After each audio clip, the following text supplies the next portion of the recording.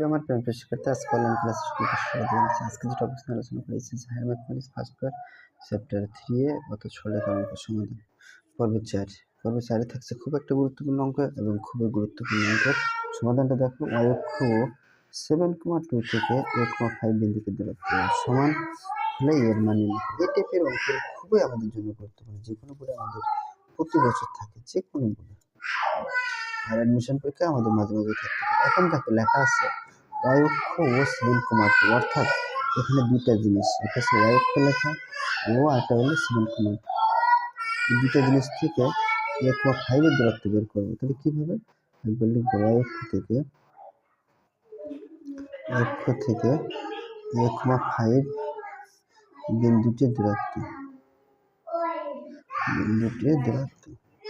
তাহলে আমরা যখন আবার বলছি বের করবো, এবার y অক্ষ থেকে দূরত্ব একবার থেকে দূরত্ব, তাহলে y অক্ষ থেকে যখন দূরত্ব বের করবো আমরা যখন y অক্ষ বললে উল্টা হবে x এর মান। আবার বলছি y অক্ষ বললে উল্টা x এর মান, আর x অক্ষ বললে y এর মান। y অক্ষ বলছে x এর মান হলে আমরা জানি প্রথম হলো x এর মান, y এর মান। তাহলে x এর মান হচ্ছে এ লিখে মডসিন দেবো, আর মডসিনটা কখনো হবে, কারণ মডসিনের ভিতরে মাইনাস থাকলে প্লাস হয়, কিন্তু প্লাস হলে কখনো মাইনাস জন্য এ বসে যাবে আর কি।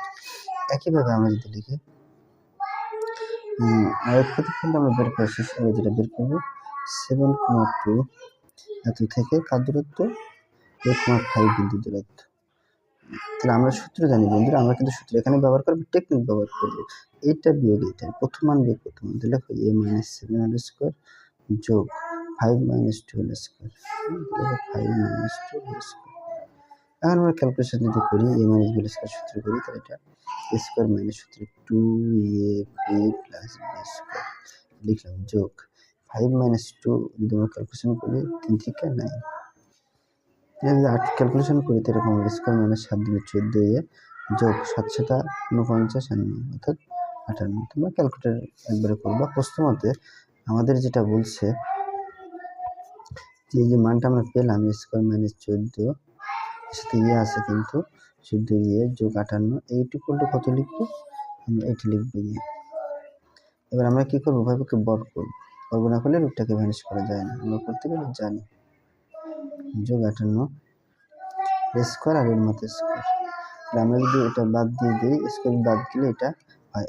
কেন কিভাবে বাদ দিই আমরা জানি, তো এর মান হচ্ছে হাফ, হাফ আর এই স্কয়ার যদি বাদ দিই তাহলে কাটাকাটি যায়, তাহলে দেখো স্কয়ার মাইনাস 14 যোগ 58, এখানে থাকবে স্কয়ার।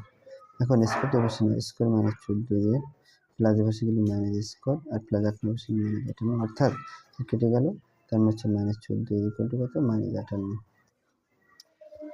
এই সময় মাইনাস 58 থাকে, আর মাইনাসের গুণ এপাশে গেলে মাইনাস 14, তাহলে এখানে 29 × 58 7 × 14, তার মানে উত্তর হচ্ছে এই সময় 29/7 এর অ্যান্সার।